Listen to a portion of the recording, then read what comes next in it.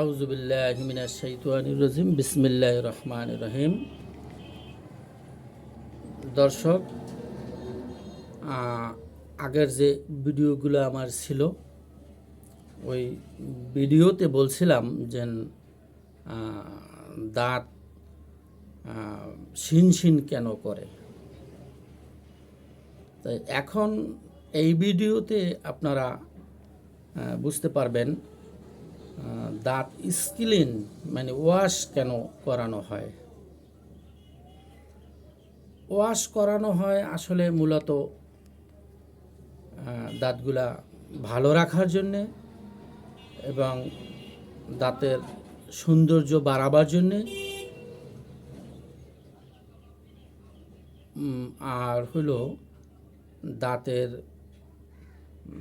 মাড়ি, যেটা বলে মাড়ি, দাঁতের গোড়ালি, দাঁতের গোড়ার থেকে ব্রাশ অথবা কুলকুলি করিলে ব্লিডিং হয়, ব্লাড আসে। এ ব্যাপারে নিয়ে কিছু আলোচনা করব। তা আপনারা আমার সামনে একটা ছবি দেখতে পাচ্ছেন। এই দেখেন দাঁত, এই দাঁতের যে এই গোড়ার অংশগুলা টিস্যু মারি,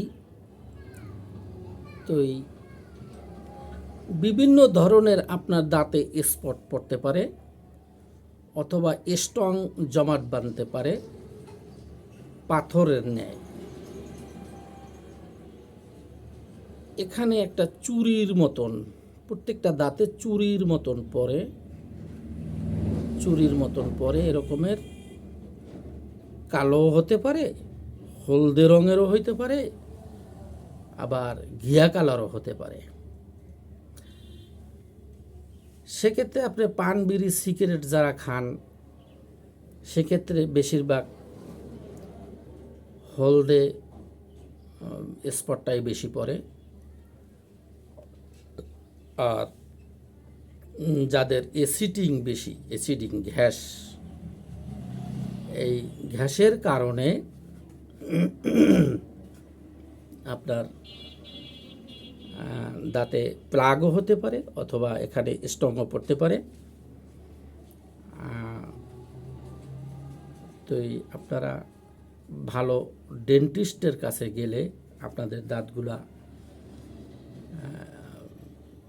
স্ক্লিন করার কথা বলবে। আর ভালো পুরানো ডেন্টিস্টের পরামর্শ নিলে, ভালো ডেন্টিস্টের কাছে চিকিৎসা নিলে আপনি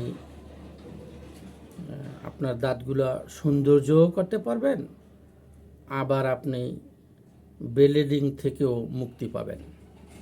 আবার মুখ থেকে দুর্গন্ধ আসতে পারে, দুর্গন্ধও দূর হয়ে যাবে স্ক্লিন করলে।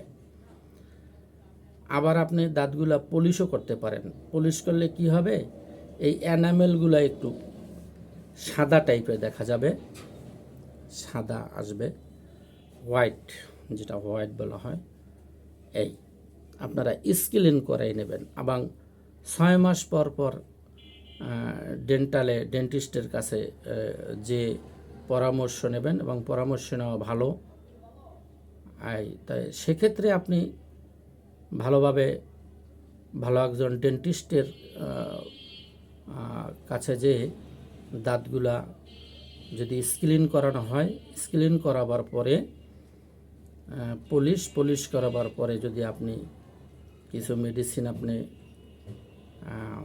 খান, কিছু মেডিসিন উনি দেবে, মেডিসিন যদি খান তাহলে ব্লিডিংটাও বন্ধ হইল, আর আপনার এই দাঁতের যে ঘিয়া কালার, কালসা কালার, লালসা কালার, এটাও দূর হইল, প্লাস আপনার মুখ থেকে যে দুর্গন্ধ আসতো এই দুর্গন্ধ থেকেও আপনি মুক্তি পেলেন।